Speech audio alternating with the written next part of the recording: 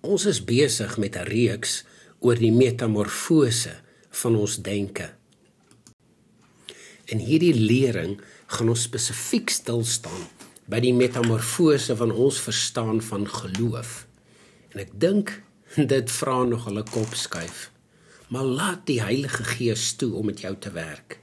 Ons gaan deur 'n aantal skrifgedeeltes werk, so allereers Markus 11 vers 22.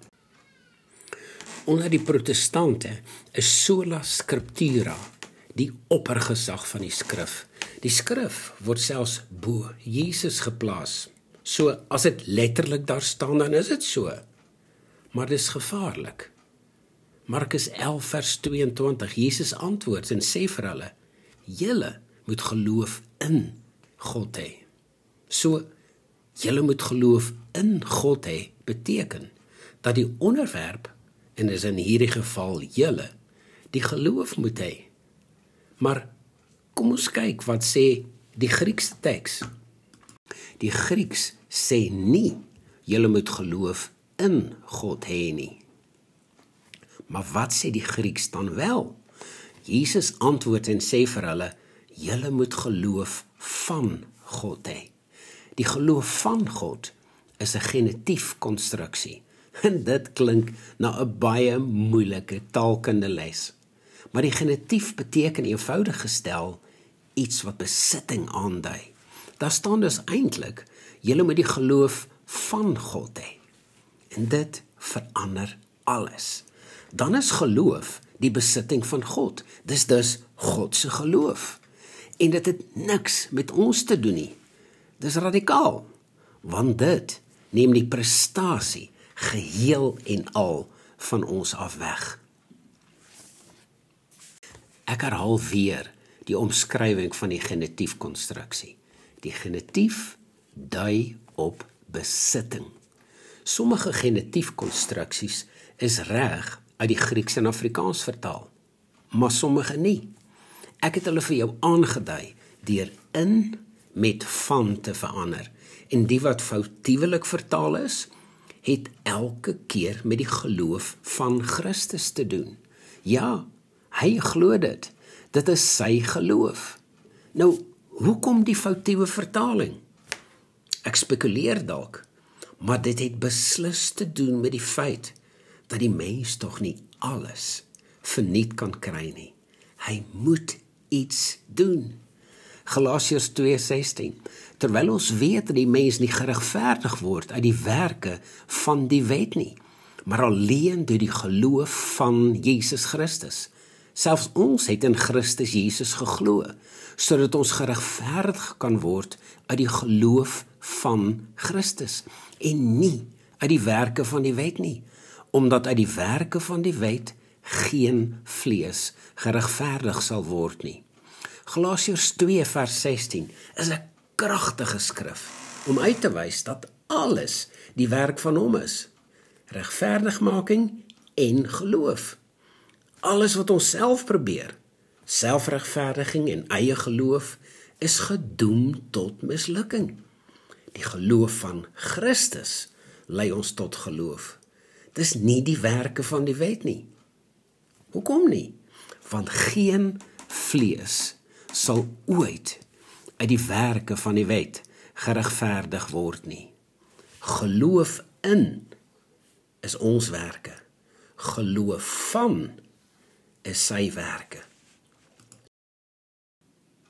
Lees 'n mens die hele Galasiërs 2 vers 20 in die Afrikaanse 1953 vertaling, kom ons weer by die geloof in uit.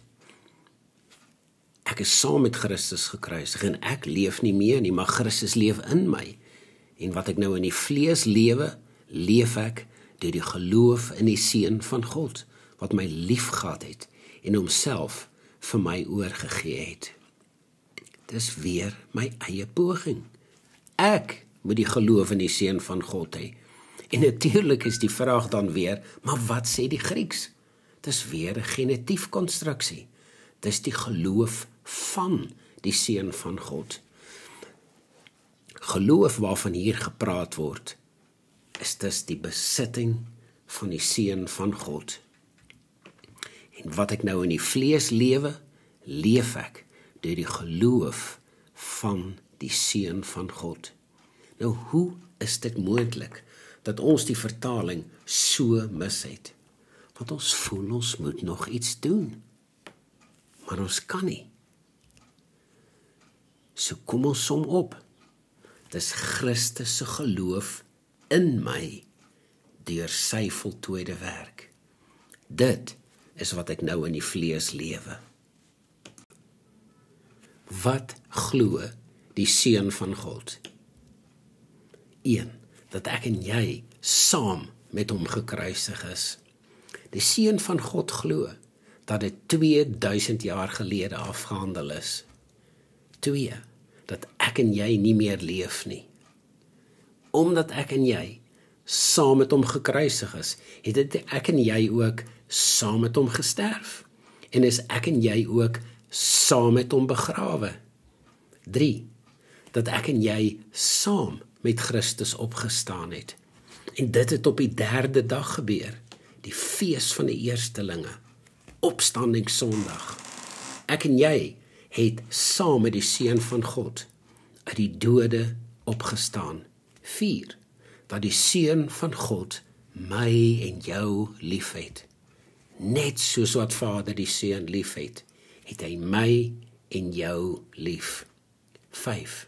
Dat die Seun van God homself vir my en vir jou oorgegee het. Galasiërs 2:20. Ek is saam met Christus gekruisig. Nou, wanneer en op watter dag van Paasfees is Christus gekruisig? Die eerste dag van Paasfees. Op Goeie Vrydag. En ek en jy? Wel, as ons Paulus se woorde in Galasiërs 2:20 lees, is die antwoord eenvoudig. Saam met is 2000 jaar gelede. Saam met Christus gekruisig. Ja, jy is saam met Christus gekruisig. Paulus sê in 2 Korintiërs 4 vers 3 en 4, maar as die evangelie van die goeie nuus dan nog bedek is dit bedek vir die wat nog nie sien nie, die nog nie gelowig is, en wie die God van die wêreld hulle sinne verblind het, sodat die verligting van die evangelie, van die heerlikheid van Christus, wat die beeld van God is, nog nie op hulle sou skyn nie. Die 3de dag, toe ons saam met hom uit die dood opgestaan het. Nou, as dit 2000 jaar gelede gebeur het, moet jy daarvan bewus gemaak word.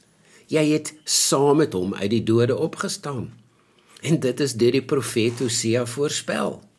Hy sal ons na 2 dae lewend maak. Op die 3de dag ons laat opstaan, sodat ons voor sy aangesig kan lewe. Hosea 6 vers 2. Ons lewe nou voor sy aangesig.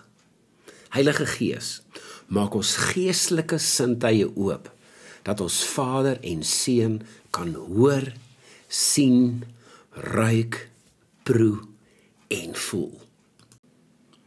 Efesiërs 2 vers 5 en 6. Ook toe ons dood was deur die misdade, lewend gemaak saam met Christus. Uit genade is julle gered, en saam opgewek, en saam laat sit in die hemele in Christus Jesus. Dit is belangrik dat ons in die Gees 2000 jaar gelede lewend gemaak is saam met Christus. En onthou, ons is almal uit genade gered. Ons is saam met Christus opgewek en ons sit saam in die hemele in Christus Jesus. Wow! Sela so 'n bietjie daaroor. Laat die Heilige Gees jou nou bedien rondom wat jy gelees en gehoor het. Geloof is nie 'n besluit nie. Geloof is die wonderlikste ontdekking. Die liefde van God wat besef word, wek geloof. Geloof is nie blind nie, en ook nie onbewustelik nie.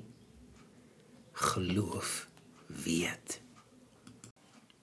Die woordjie sonde is in Grieks hamartia en beteken letterlik sonder vorm, sonder identiteit. Ons het ons identiteit verloor en ons is weer deur hom gevind. Hebreërs 12:1. Daarom dan, terwyl ons so 'n groot wolk van getuies rondom ons het, laat ons ook elke las aflê en die sonde wat ons so maklik omring en met volharding die wedloop loop wat voor ons lê. Verlore identiteit kom van buite af. Die leuen wat ons wil laat glo dat ons nie meer kinders van God is nie, dat ons nie meer na sy beeld en sy gelykenis geskape is nie. Alles leuns. Die ontdekking van jou identiteit in Christus kom van binne af. En ons moet dit ontdek. Dis 'n groot verborgenheid, sê Paulus, maar die geheimenis is geopenbaar. Christus is in ons. Kolossense 1:26 en 27. Hebreërs 12 vers 2a. Die oog gefestig op Jesus, die leidsman, die outeur en die volëinder van geloof. Die Amplified Bible sê dat ons moet wegkyk van enigiets wat ons aandag aftrek. Die genetiefkonstruksie dui aan dat Jesus die begin en einde van geloof is. Jesus is geloof. Geloof is Jesus sin, die leidsman sin en die volëinder sin. Handelinge 3:14-15. En julle het die heilige en regverdige verloon en gevra dat 'n moordenaar aan julle geskenk sou word. En die leidsman tot die lewe het julle gedood. God het hom uit die dode opgewek, waarvan ons getuies is. Nou hierdie woord leidsman is presies dieselfde woord wat in Hebreërs 12:2 gebruik word, waar Jesus omskryf word as die leidsman en die volëinder van geloof. Jesus Christus is die leidsman, die outeur, letterlik die begin van geloof, en hy is ook die volëinder. Die Thayer Woordeboek sê van die woord leidsman, Jesus het in sy eie persoon geloof tot volmaaktheid verhoog, en hy het so die hoogste voorbeeld van geloof aan ons geskenk. Geloof is 'n geskenk. Efesiërs 2:8-9 is daaroor baie duidelik, want uit genade is julle gered, deur die geloof, en dit nie uit julleself nie. Dit is die gawe van God, nie uit die werke nie, sodat niemand mag roem nie. Dit nie uit julleself nie, is genade en geloof. So genade en geloof is nie uit onsself nie. Dis die gawe van God. Weereens nie uit werke nie. Daarom is dit nie my geloof nie. Want as dit my geloof is dit my werke. En dan het ek rede om te roem. Terug na Handelinge 3:15. Hoe kan jy 'n getuie wees as jy saam met Christus gekruisig is, maar nie saam met hom opgewek is nie? Mag die Heilige Gees ons geestelike oë oopmaak om hierdie blye evangelie te sien. Handelinge 3:16. En deur die geloof in sy naam, het sy naam hierdie man, wat julle sien en ken, sterk gemaak. En die geloof wat deur hom is, het hom hierdie gesondheid gegee, en die teenwoordigheid van julle almal. In Handelinge 3:15 en Hebreërs 12:2 het ons uitgewys dat die woord leidsman die begin van geloof is, en dat Jesus Christus die leidsman en begin van geloof is. Omdat Jesus presies geweet het wie hy is, het hy nooit aan sy naam getwyfel nie. Jesus is die redder. So nou ken ons die antwoord op die vraag, deur wie is geloof? Deur hom, en nie deur ek of jy nie. Ons het niks om op te roem nie. Nou hoekom het ons dit nie raak gelees nie? En ek moet tog die Mirror in Afrikaans vir julle lees. En op grond van die geloof in sy naam, staan hierdie man, wat aan almal bekend is, nou sterk voor julle oë. Die naam van Jesus en die geloof wat deur hom ingegiet is, het hierdie man die volledige herstel van sy liggaam geskenk. Halleluja! Dis wat die oorspronklike Griekse vertaling sê. Galasiërs 3:22. Maar die skrif het alles ingesluit onder die sonde, sodat die belofte deur Jesus Christus se geloof aan die gegee kon word wat glo. Die geloof is weer die besitting van Jesus Christus. En die geloof van Jesus Christus is aan die gelowiges gegee. En dan is die vraag, wat maak jou iemand wat glo? Nie wat ek en jy glo nie, maar wat hy van ons glo. En wanneer jy hoor wat hy glo, begin jy glo wat hy glo. Ons is saam met hom, seuns van God. Luister wat sê die Darby vertaling. But the scripture has shut up all things under sin, that a promise on the principle of faith of Jesus Christ should be given to those that believe. Dis van kardinale belang. Nou, wat bedoel ek met dis van kardinale belang? Die beginsel van geloof van Jesus Christus. Daarom is geloof nie 'n daad nie. Dis nie iets wat ek of jy moet doen nie. Geloof is Jesus Christus se.